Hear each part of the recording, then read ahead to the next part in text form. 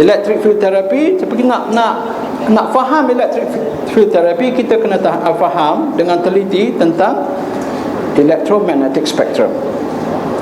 Daripada gamma ray, x-ray, dan cahaya yang kita boleh nampak, warna-warni kita boleh nampak, kepada infrared yang kita tahu ada memanaskan, tapi sebenarnya kita tak nampak. Yang kita nampak tu red.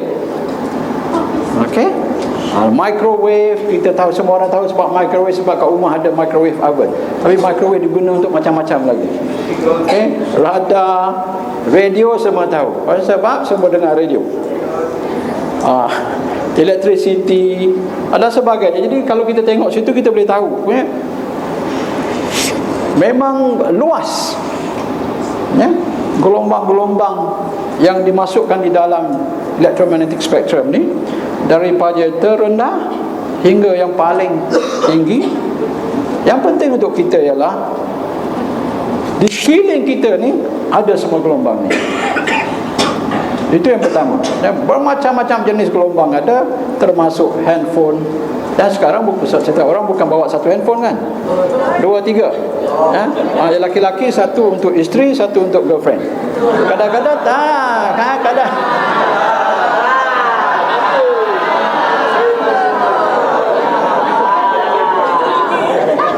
kadang-kadang dia tertukar. Sebab dulu isteri pun girlfriend. Betul tak? Masa tu, kenapa tak call I today? Kenapa baru 20 kali you call I today? Dia tunggu kan. Lama-lama dah kahwin, sibuk lah, kenapa call?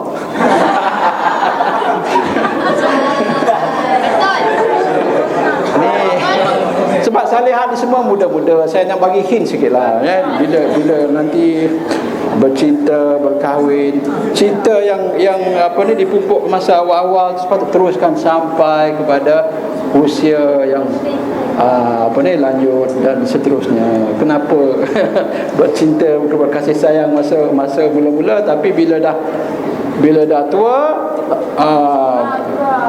tenaga cinta sudah gone.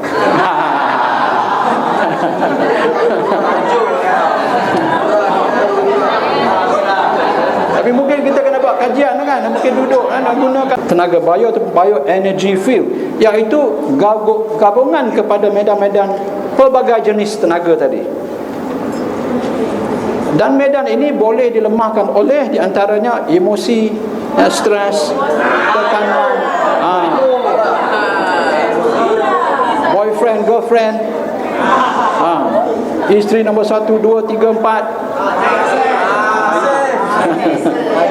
kekurangan zat makanan, zat nutrisi, keletihan, dan juga oleh medan daripada gelombang-gelombang EMF yang merosakkan, yang tidak baik untuk badan kita. Jadi kita ada bioenergy field, tapi gelombang umpama daripada handphone boleh menjejaskan kesihatan energy field kita. Berita baiknya ialah keadaan medan tenaga bio yang kurang sehat ataupun telah dirosakkan oleh medan EMF yang lain boleh diperbaiki dan dinormalkan balik melalui kaedah rawatan EFT, electric field therapy. Sedikit tentang aura, sebab orang Melayu pun banyak sekarang ni macam-macam aura lah, that aura, this aura. Nak cerita sikit, sebenarnya kamera aura ni bukan semuanya yang tepat. Sebab ada yang lebih mengambil gambar tentang medan energi jenis ini, ada yang jenis lain. Yang betul adalah apabila seorang yang boleh lihat aura, apa yang dia lihat sama dengan apa yang gambar kamera tu ambil. Itu yang betul. Dan kalau kita tak kenal orang macam tu, susah kita nak tahu yang mana kamera yang betul.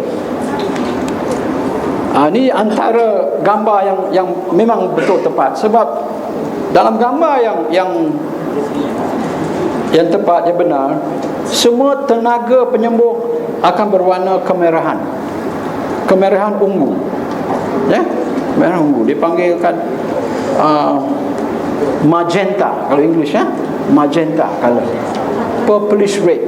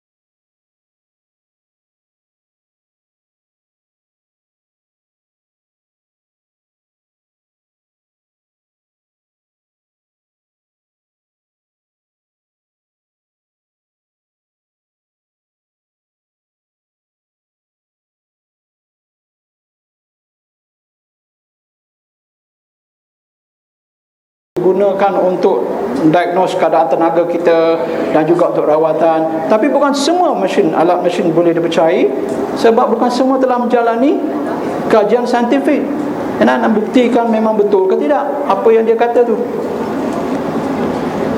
Di antara cara-cara nak mengesan tenaga ataupun medan bioelektrik kita ialah cara fotografi Kirlian. Dia gunakan high voltage, dan for example, ini tangan seorang yang agak sihat. Dia nampak ya, tenaga elektrik keluar daripada tangan. Ini siapa pernah dengar tentang Uri Geller? Okey, so orang senior kenal lah, sebabnya dia yang pertama masyhur di seluruh dunia kerana dia mampu menggunakan kuasa minda dia untuk mematahkan sudu dan pelbagai-bagai lagi trik dia boleh buat guna kuasa minda. Tapi dia tidak masyhur sebagai penyembuh. Tapi Uri Geller pun apabila disuruh gunakan minda buat keluarkan tenaga penyembuh, tenaga yang dikeluarkan pun ialah merah. Mereka menggunakan kaedah fotografi ini. Makanan organik dan bukan organik. Kalau kita baca report-report daripada surat khabar, semua setakat ini semua dia mengatakan tidak ada faedah lebih daripada memakan makanan organik, sebab dia telah dibuatkan kajian dari segi nutrisinya semua sama. Right? Jadi siapa yang membayar lebih untuk makanan organik hanya membazirkan duit katanya. Melainkan dari segi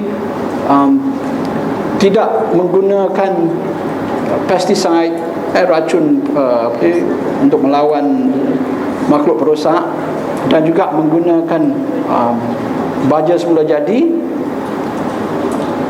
Di antara sebab-sebab orang makan makanan organik ialah mengharapkan lebih kesihatan dan kesembuhan.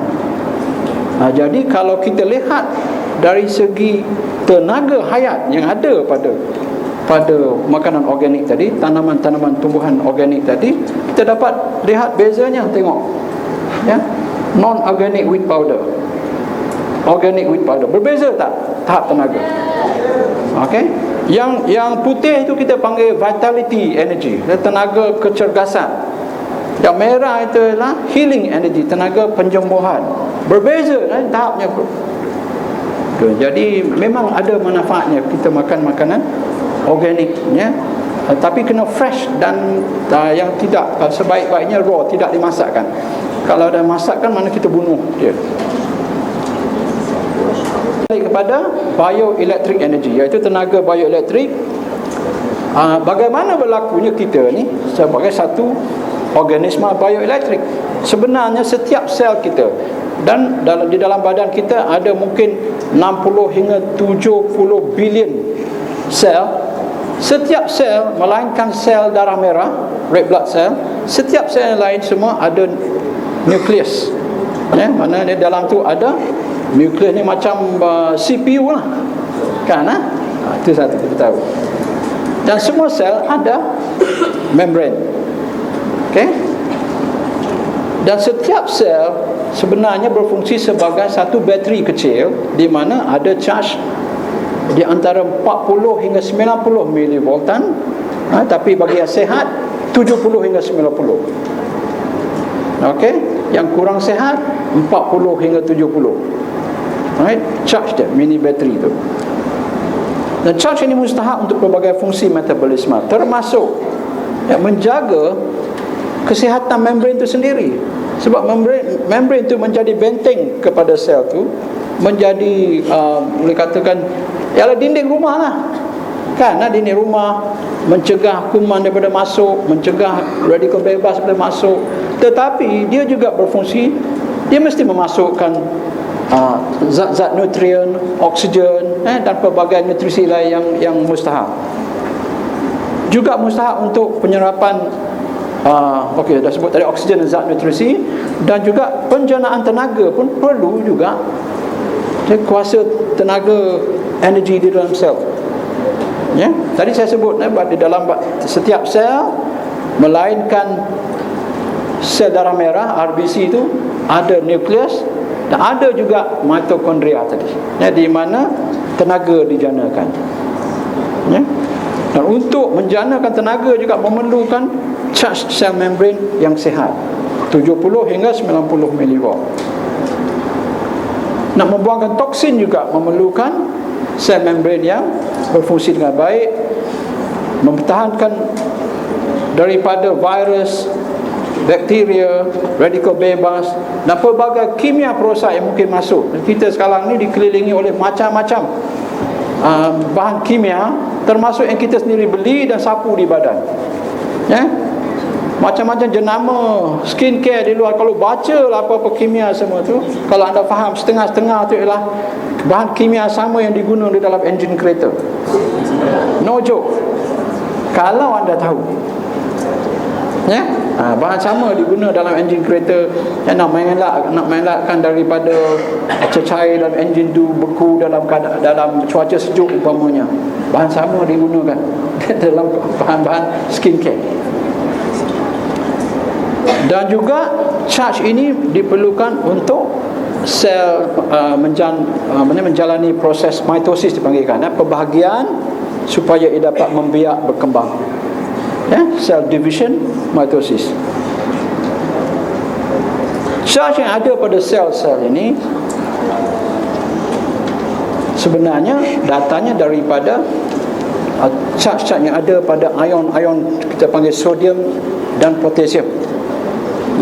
Jadi luar sel konsentrasinya sedemikian, di dalam sel konsentrasinya sedemikian. Jadi ada kita panggil potential di antara itu. Itulah sebabnya ada charge. Dan jika charge menurun kepada kurang daripada 70 milivolt, metabolisme akan mula jadi terjejas dan sel akan mula menjadi kurang sihat dan fungsi-fungsi sel mula menurun.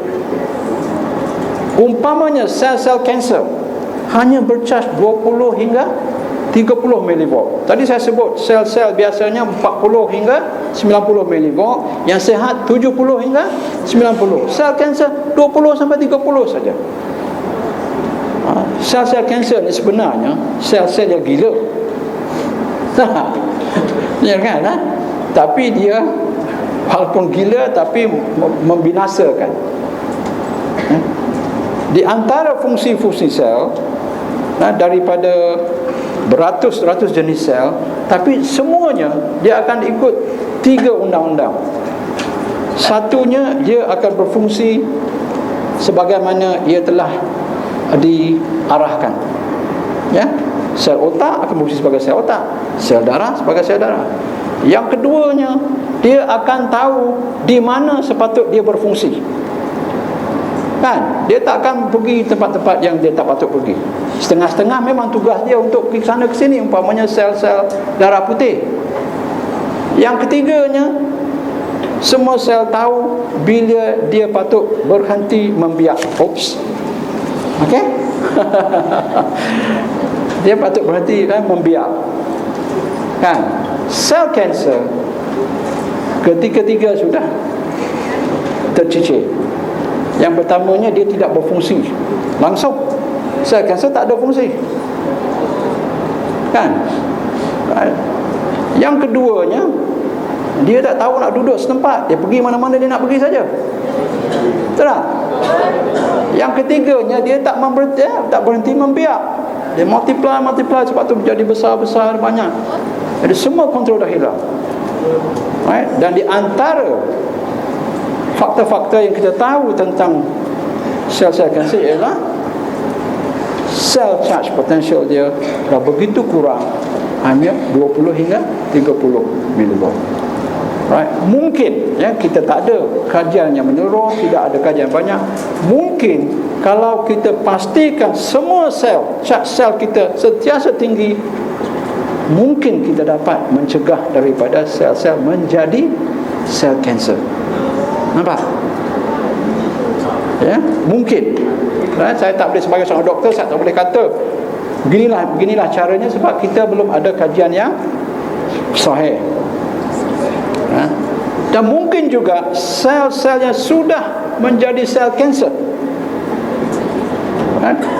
kalau diletakkan di dalam keadaan yang mampu meningkatkan charge sel itu kepada tahap yang tinggi dan sihat, ada kemungkinan dan harapan dengan perlahan-lahan dia akan mula menjadi normal balik. Nampak? Ya, tapi mungkin saja. Ya. Tapi kalau seorang tu berpenyakit kanser dan cuba rawatan ini, dan katalah apa yang diharapkan tidak berlaku kepada sel-sel kanser itu, rugi atau tidak rugi dia? Tidak rugi. Sebab sel-sel lain pun dapat manfaat. Right, Yang sihat akan dipastikan masih sihat. Sel-sel lain yang mula lemah tapi bukan sampai tahap teruk dah jadi macam kanser, mampu dikembalikan kepada tahap yang sihat. Ya.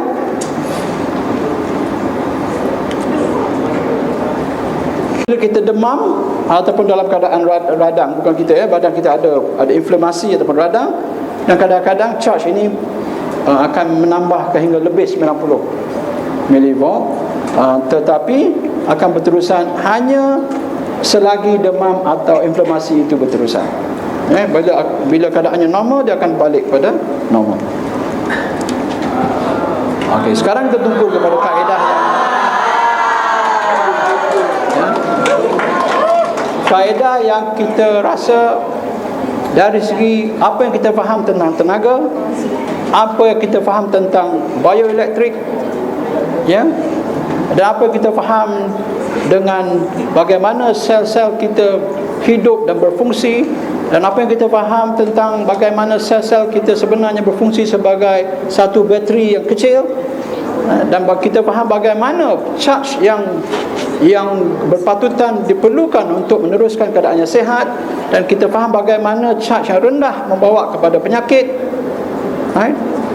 Jadi kalau ada kaedah yang boleh memastikan charge di dalam ke semua 60 hingga 70 bilion sel kita, ya, ditetapkan dalam keadaan cukup charge, maka patutlah kita cuba. Betul? Kaedah terapi medan elektrik ataupun electric field therapy juga dikenali sebagai pulse electrostatic therapy, PEST. Itu PEST macam apa? Makhluk perosak. Apa? EFT lebih baik. Atau juga electric potential therapy, ya, menggunakan voltan yang tinggi, sehingga 9,000 volt biasanya, tetapi aliran current yang rendah. Dan electricity ni dia ada voltage dia ada current dia. Voltage ni tentang potential, current ni berapa banyak. Umpamanya macam inilah. Kalau api, ya, ada api yang kuat tapi kita terdedah sikit, tak membakar kan orang. Sebab tu orang mampu berjalan di atas api bara panas, tak kan?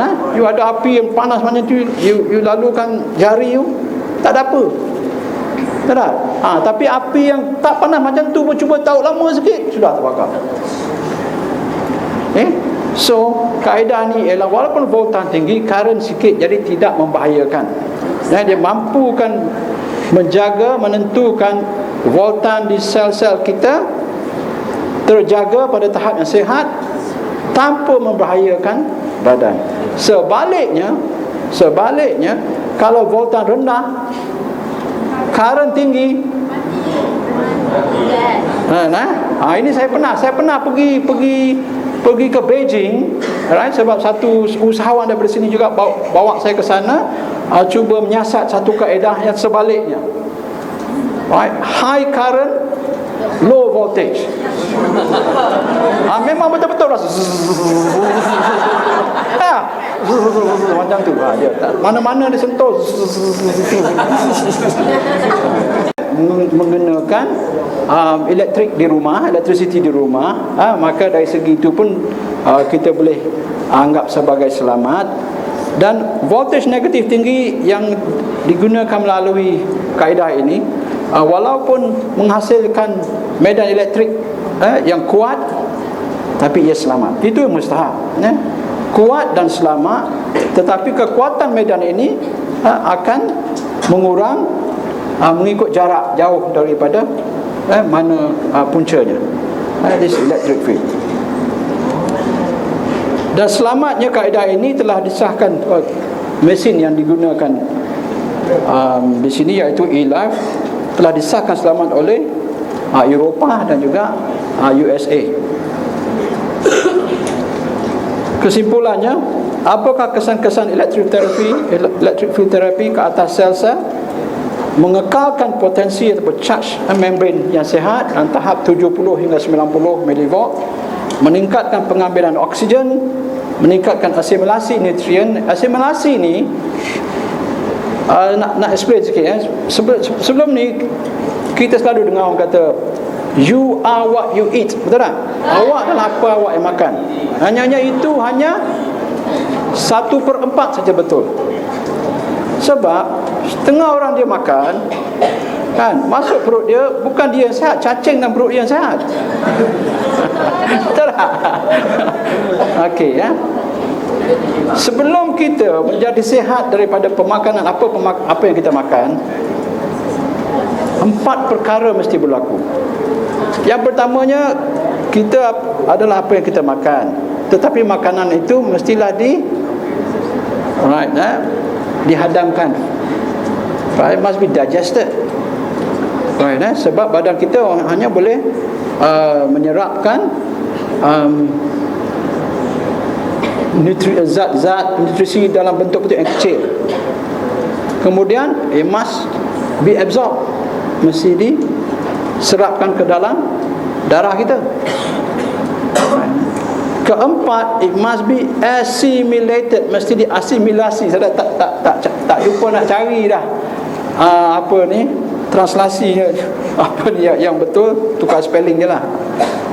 Asimilasi bermaknanya masuk ke dalam sel. Okey, mustahaknya macam mana? Orang kurang-kurang semua Muslim, saya rasa sini semua puasa, bulan puasa. Puasa, okey. Hari pertama puasa kan ekstra lapar kan, first day. Betul tak First day ekstra lapar. Sebab lama tak puasa, first day lapar. Tapi apabila time buka puasa, 1 gelas sirap pun sudah okey. Sudah minum 1 gelas sirap pun sudah okey. Maknanya masa sebelum kita buka puasa, kita letih, mengantuk, tak bertenaga sebab tahap gula kita rendah. Tahap gula kita rendah, maknanya punca tenaga kita berkurangan. Minum sirap 1 gelas, lebih baik lagi Bandung ke, sudah ada tenaga, sudah bertenaga. Betul? Maknanya kalau kita tingkatkan tahap gula di dalam darah kita, kita akan lebih bertenaga dan sihat. Betul? Kalau betul, kenapa orang berpenyakit diabetes yang tahap gula mereka 3, 4, 5 kali ganda lebih daripada kita, kenapa mereka bukan 3, 4 kali ganda lebih sihat daripada kita? Kenapa mereka tidak 3, 4 kali ganda lebih bertenaga daripada kita? Gula berlambak-lambak. Betul tak? Tapi mereka 3, 4, 5 kali ganda lebih berpenyakit daripada kita. Kenapa? Sebab orang yang berpenyakit diabetes dan kecil manis ni, gula banyak dalam darah. Dia makan satu, right, penghadaman berlaku, digestion berlaku, absorption berlaku, right. Tahap 4, perkara 4 tak berlaku. Gula tu hanya berada di dalam darah tapi tak masuk ke dalam sel. Faham? Okey, sebab bagi type 1 diabetes tidak ada atau kurang insulin. Type 2 diabetes walaupun ada insulin tapi sel-sel tu tak mengindahkan insulin itu. Right, kita panggil insulin resistant. Dia tak indahkan instruction daripada insulin. Right? Jadi you are not what you eat. Right? You are what you assimilate, the last part tu. Akhir-akhirnya makna kesihatan daripada zat yang kita makan tu hanya akan berlaku jika zat tu masuk sampai ke dalam sel. Kalau setakat kita makan, dihadamkan, absorb, but does not get into the cell, tak masuk dalam sel, masih tak menyihatkan. Faham ya? Itulah maknanya asimilasi. Dan kaedah electric field therapy ini akan meningkatkan tahap asimilasi oksigen dan nutrien.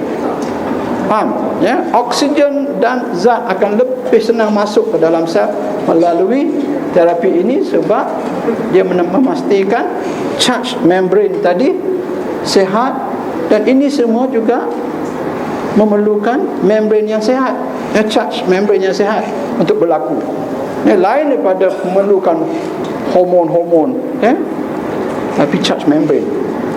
Kalau kita lihat, saya tengok iklan yang besar dalam berita harian pun, di antara testimoni itu ialah seorang yang penyakit kencing manis. Betul tak? Yang tahap gula dia suddenly become normal, doktor dia pun heran. Betul? Doktor tak faham ni, dia tak boleh explain. Saya faham, saya boleh explain. Betul?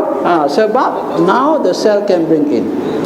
Hormon pun akan membuat menambah penyerapan gula ke dalam sel, tapi membrane sihat perlu diperlukan juga.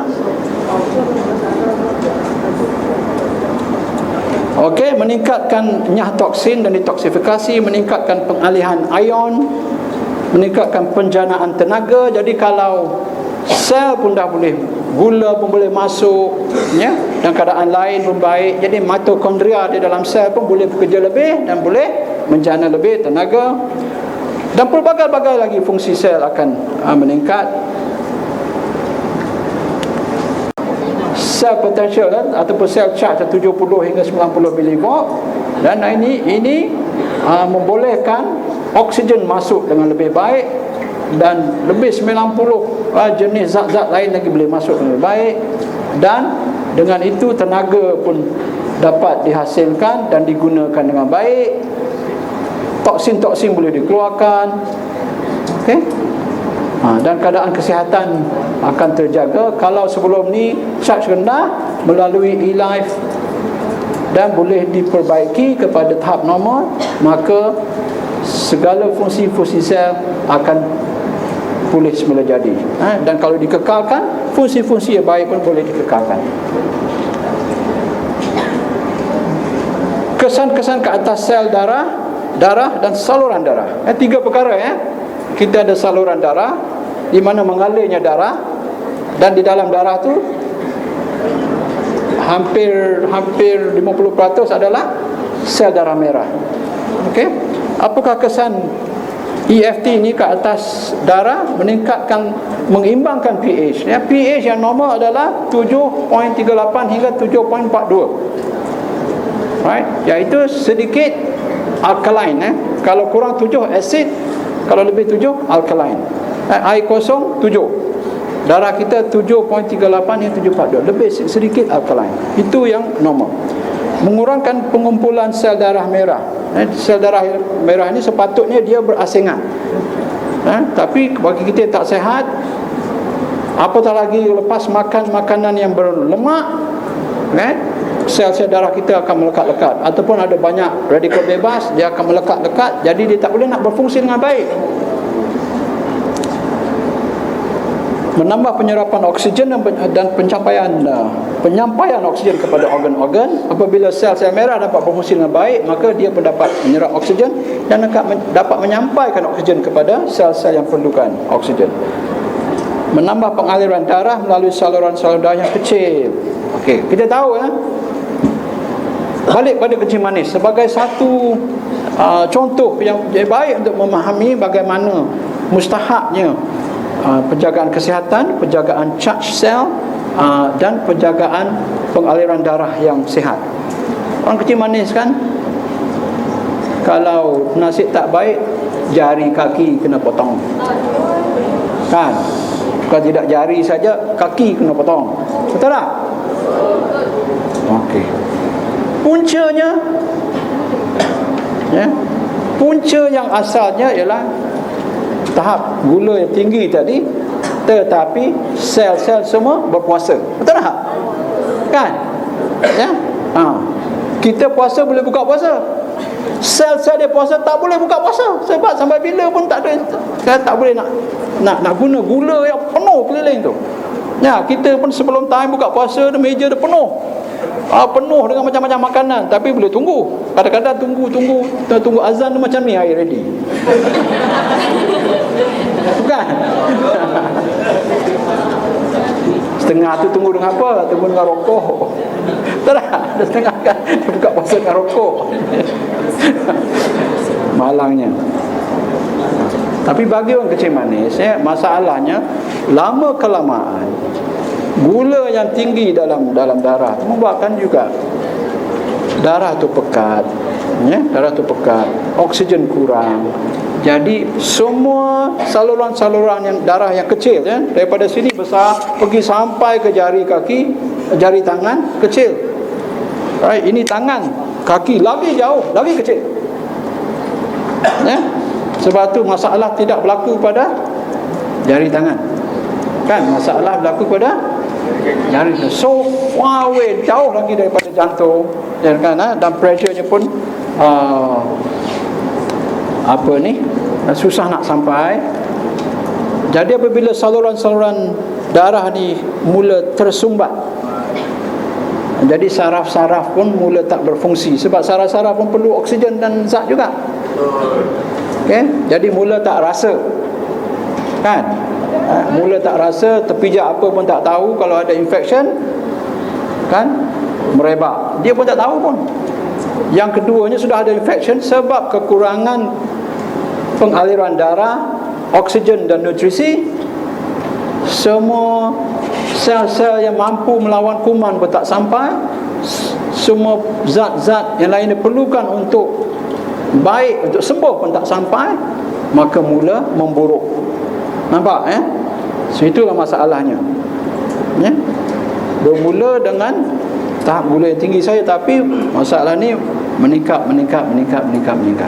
Jadi kita tahu daripada umpamanya, daripada pengalaman ataupun testimoni sahabat kita, memastikan tahap charge sel sentiasa sihat, mampu mencegah masalah ini, ataupun memperbaiki keadaan bagi mereka yang sudah bermasalah. Menambah aktiviti otot endothelial arterial. Ini sebut kira macam high power sikit, tapi saya nak explain juga. Sebab datang pada petang ini, kalau tak membawa ilmu, merugikan masa.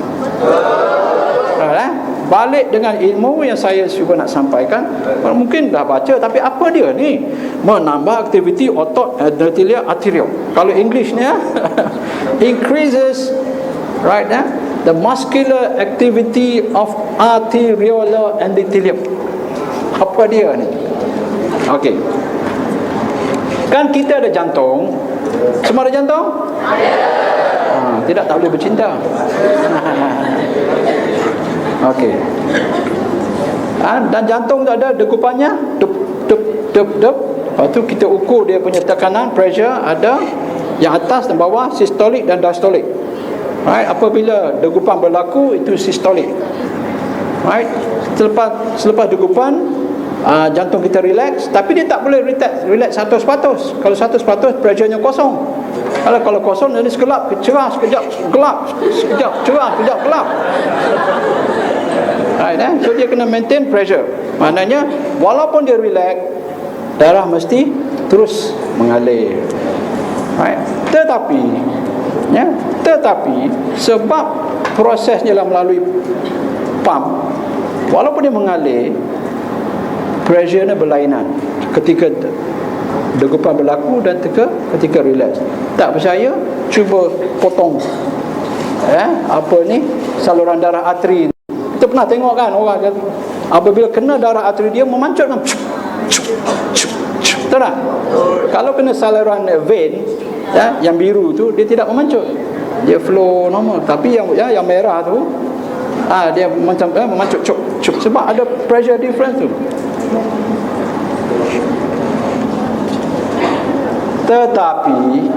Tetapi kalau itulah keadaannya berlaku sampai ke semua organ-organ kita, masih akan berlaku sekejap gelap, sekejap cerah.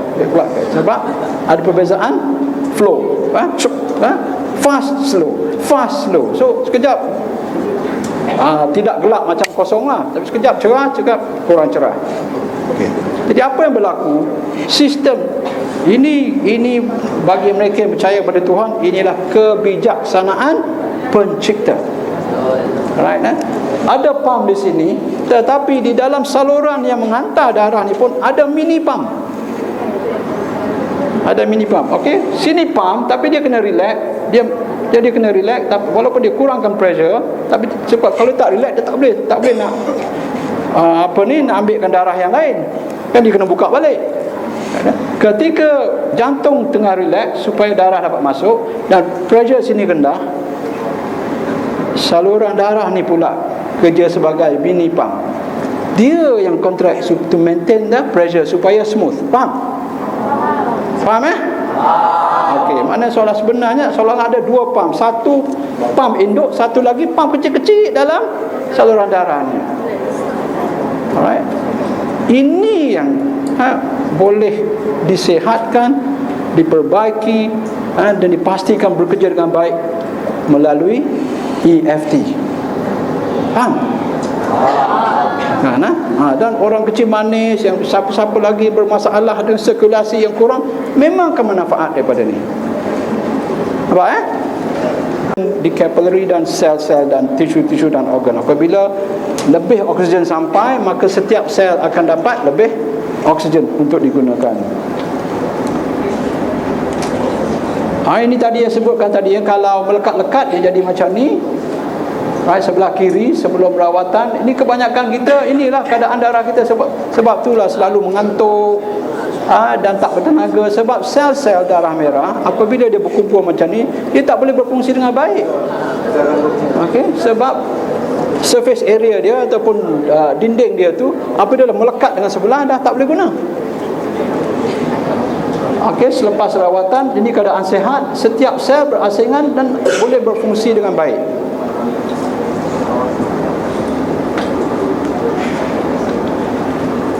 Okey. Kesimpulan, apabila potensi membran sel kita sihat, maka badan kita akan menjadi sihat. Apabila keadaan ion, iaitu charge pada sodium, potasium dan sebagainya dijaga dengan baik dan seimbang, maka badan kita mampu menjaga keadaan keasidan atau pH dalam darah yang baik, dan juga mampu menjaga keadaan tekanan darah, blood pressure dengan baik. Apabila keadaan darah dan pH dalam tahap yang optimal, maka badan kita lebih sihat. Dan apabila sel-sel darah merah kita ataupun red blood cell, RBCs, mampu menyampaikan lebih oksigen, maka semua sel-sel kita akan sihat, organ-organ kita sihat, maka kita menjadi sihat. Dan peningkatan mikrosirkulasi ini menyebabkan badan kita sihat, dan sel-sel kita tak kira di mana pun akan dapat lebih oksigen, zat nutrien, hormon yang dihantarkan oleh berbagai kelenjar, macam-macam kelenjar dalam badan kita, dan nutrien, dan juga mampu mengeluarkan toksin. You need a very good circulatory system for the body to send oxygen, nutrition, hormone, and bring out toxins from the cells. Dan tahap metabolisme pun akan meningkat sebab oksigen sampai dengan lebih baik. Mitokondria pun boleh menggunakan bahan tenaga untuk menjanakan tenaga, maka badan lebih sihat dan juga mampu menolong kita menurunkan berat badan. Okey, bermaknanya perlahan-lahan kita mula boleh buat pengeluaran daripada fixed deposit tadi. Okey, selama ni tak ada susah.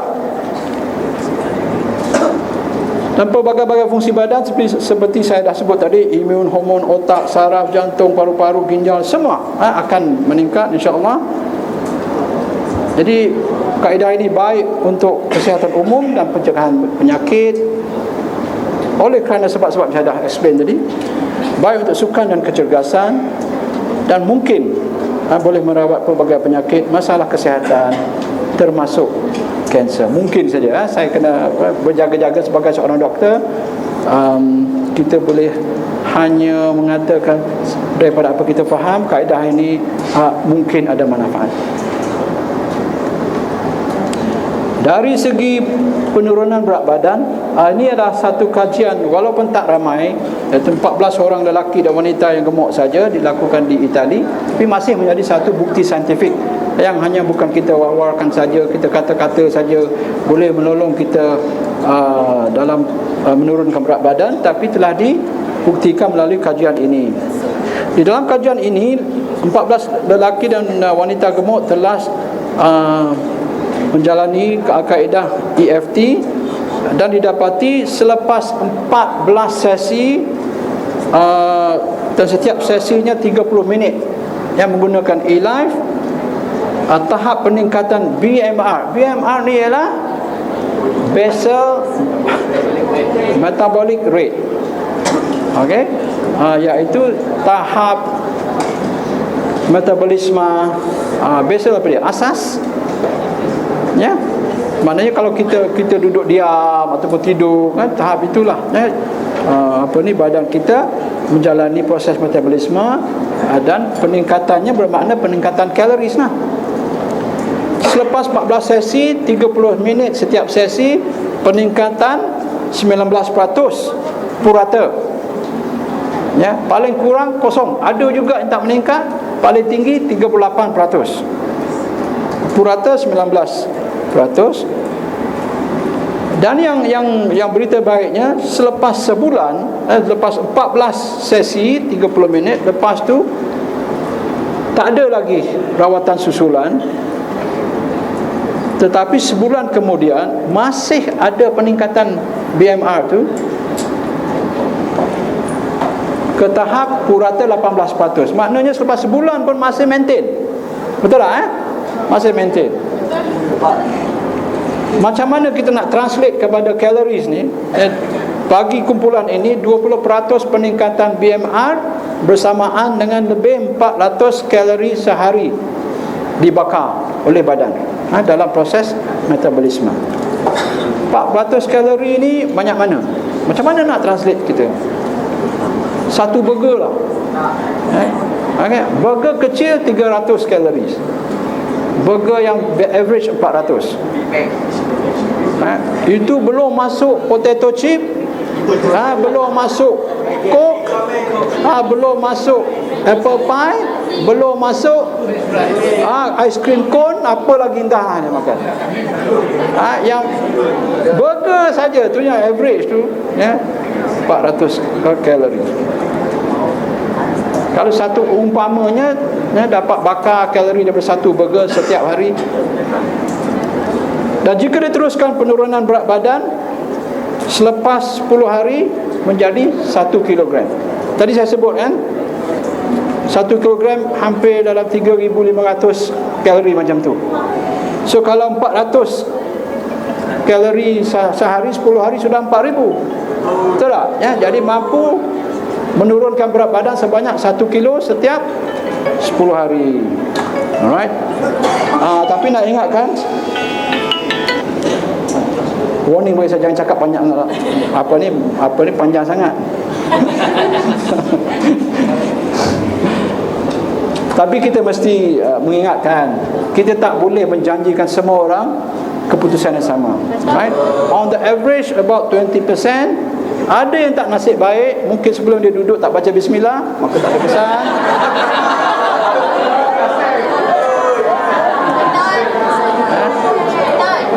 Ada yang sebelum duduk baca Fatihah dan selawat 38%. Kerosakan dan keguguran rambut, sampai kepala botak, boleh duduk lama-lama. Anti penuaan, untuk anti penuaan dan juga menambah kecantikan. Kulit bertambah sehat, bertambah muda, dan tanda-tanda penuaan, umpamanya tompok-tompok penuaan. Dulu muka licin je kan, lepas tu macam-macam ada spot, lepas tu ada tumbuhan. Itu semua masalah penuaan mungkin berkurangan. Dan kaedah ini senang, boleh digunakan di mana-mana, di rumah, di salon, di spa, di pusat kesihatan dan pelbagai-bagai klinik. Dan bagi mereka yang